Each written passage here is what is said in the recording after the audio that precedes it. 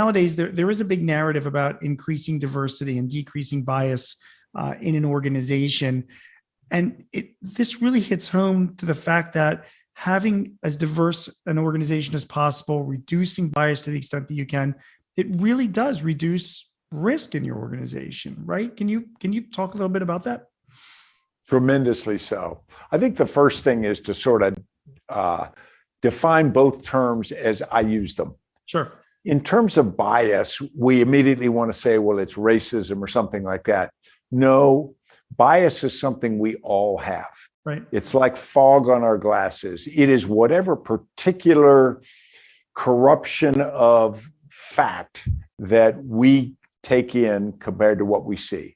And some of our biases are very harmless. Some of them can be very harmful, but we need to understand that we all have them. And then organizations often build up organizational biases. In the book, we describe the South during the age of slavery, and people say, well, the South was full of all people who were inherently racist. And I would argue, we don't know that. What we do know, it was financially in their best interest to maintain the free labor slavery system.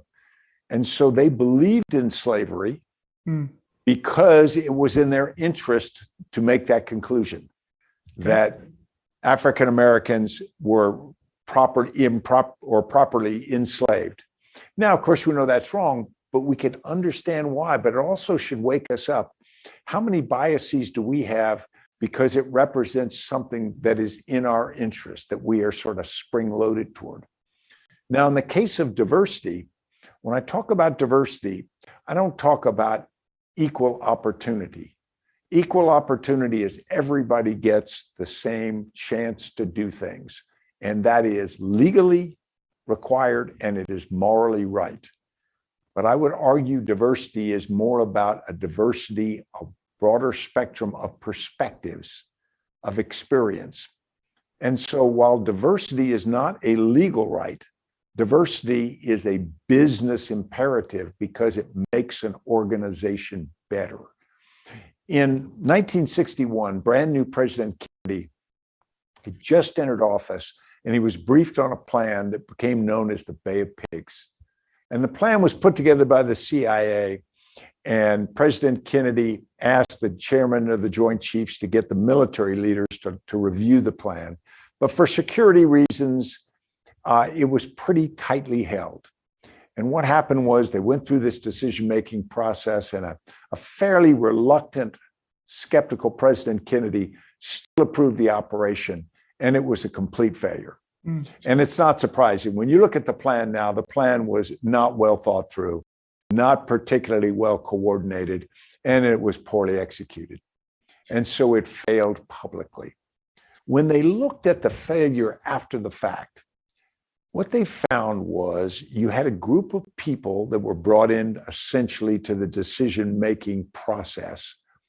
And while they had different last names, they were basically all old white guys, some young white guys, because that was 1961 US government. But greatest.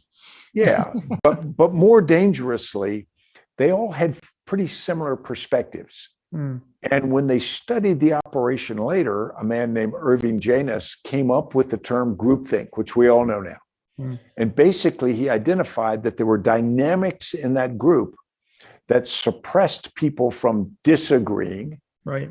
Sort of coerced other people into aligning upon the idea.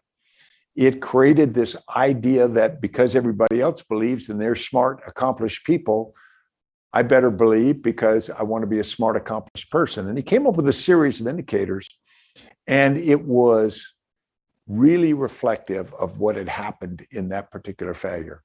Well, President Kennedy luckily went to school on it. And 18 months later, you have the Cuban Missile Crisis. Again, Cuba is the issue, but this time we find Soviet missiles on the Cuban islands, and there's a decision-making process that's implemented.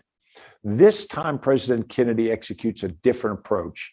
He creates something called an ex-con, or executive committee, And he brings together people that's still a bunch of old white guys because it's 1962 United States at this point. But he very consciously brings different perspectives into the room, people with different viewpoints.